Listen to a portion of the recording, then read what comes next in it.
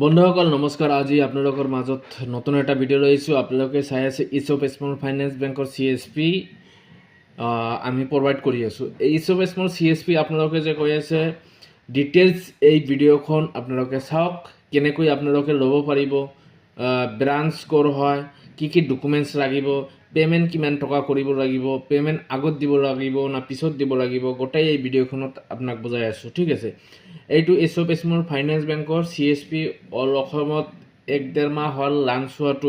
এতিয়া CSP ইছপৰ পৰা দি আছে, স্মল ফাইনেন্স বেংকৰ পৰা হৈ আছে। এইটো হ'ল ডাইৰেক্ট লগইন। আপোনালোকে এজেণ্ট বেংকিং সার্ভিসটো আপোনালোকে ডাইরেক্ট লগইন আপোনালোকে পাই যাব। ডাইরেক্ট CSP, কোনো থার্ড পার্টি নাই ইয়াতে। থার্ড পার্টিতে লগইন হ'ব। আপোনালোকক লগইন কৰি আমি দেখাই আছোঁ।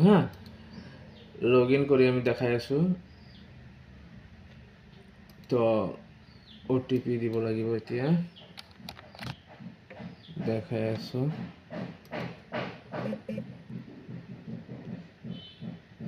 ফোর 5 3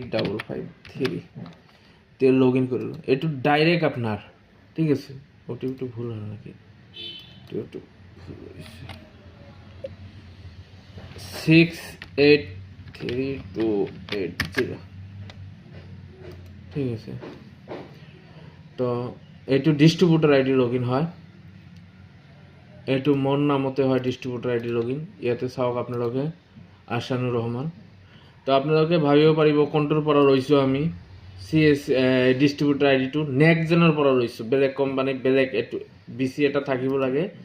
নেক্সট জেন প্ৰাইভেট লিমিটেডৰ পৰা লৈছোঁ। ঠিক আছে, আপোনালোকে যদি ল'ব খুজি আছে মোৰ পৰা, অল অসমত অল ইণ্ডিয়াত আমি ID প্ৰভাইড কৰি আছোঁ। তো অতি কম টকাতে আমি ID প্ৰভাইড কৰি আছোঁ। আপোনালোকে যদি লয় আমাৰ পৰা CSPখন ল'ব পাৰে।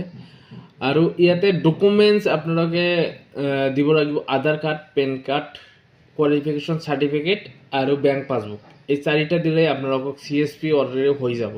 আৰু ডকুমেণ্টছটো কেতিয়া দিব বা পে'মেণ্ট কেতিয়া কৰিব লাগিব, ID কেতিয়া হ'ব আপোনালোকে সুধি থাকে। ID হ'ল আপোনাৰ ডকুমেণ্টছ দিয়াৰ পিছত উইদিন 30 মিনিটৰ ভিতৰত আপোনালোকে ID পাই যাব। বেছি টাইম নালাগে, খালি এইখন ফিল আপ কৰিম আমি। ফিল আপ কৰাৰ পিছতেই আপোনাৰ IDটো জেনেৰেট হৈ যাব। আৰু পইচাখিনি যিখিনি কোৱা হ'ব হাফ পে'মেণ্ট দি দিব। ID ওলোৱাৰ লগে লগে বাকীখিনি আপোনালোকে দি দিব। ঠিক আছে, তো আমি এনেকুৱা চিষ্টেম কৰি আছোঁ। কোনোবাই যদি অলপ পে'মেণ্টৰ হেৰি আহে যে পিছত দলে হ'বনে নহ'ব, এইটো পিছত দিয়া নহয়, এইটো আগতে কোম্পানীক পে'মেণ্ট কৰিব লাগে, তাৰপিছতহে ID ওলাই যায়। সেইকাৰণে আমি কৈ আছোঁ কি আপোনালোকে আধা পে'মেণ্ট কৰিব, তাৰপিছত ID ওলাই দিম। আধা ঘণ্টাৰ ভিতৰত ID আপোনালোকে পাই যাব। তাৰপিছতহে আপুনি বাকীখিনি পে'মেণ্ট কৰিব। ঠিক আছে, ID হোৱাৰ পিছত, তাৰমানে ID যেতিয়া ওলাই দিম তাৰপিছতে আপোনালোকে বাকী আধা পে'মেণ্টটো কৰি দিব। ডকুমেণ্টছটো ক'লৈ আৰু ID এক্টিভেট আপোনালোকে এদিনৰ ভিতৰতে, তাৰমানে 24 ঘণ্টা টাইম লাগে ID এক্টিভেট হওঁতে। ডকুমেণ্ট যদি ক্লিয়াৰ থাকে IDটো আপোনালোকে লগে লগে পাই যাব, আধা ঘণ্টাৰ ভিতৰত পাই যাব। কোনোবাই যদি ID ল'বলৈ খুজি আছে আমাৰ পৰা, আপোনালোকে ইছপ স্মল ফাইনেন্স বেংকৰ ID ল'ব পাৰে অল অসমতে। তো লক ID আৰু ব্ৰাঞ্চৰ কথা সুধি থাকে আপোনালোকে। ব্ৰাঞ্চ হ'ল আপোনাৰ অল ইণ্ডিয়া বেচিছ এটাই ব্ৰাঞ্চ হ'ব। ইয়াতে অকল আপোনাৰ APS, উইথড্ৰল, ডিপ'জিট, মানি ট্ৰানজেকশ্যন সকলোখিনি হৈ আছে। একাউণ্ট অপেনিং ছাৰ্ভিচ আহি আছে, আপোনালোকক জনাই থাকিম কেতিয়া আহিব একাউণ্ট অপেনিং ছাৰ্ভিচটো। তো আপোনালোকে আগতীয়াকৈ লৈ ৰাখক। আপোনালোকে ট্ৰানজেকশ্যন কৰক। ট্ৰানজেকশ্যন কৰাৰ পিছতে আপোনালোকক একাউণ্ট অপেনিং ছাৰ্ভিচটো দিব আৰু কি। তো এইখিনি আজিৰ ভিডিঅ'। থ্যাংক ইউ সো মাচ।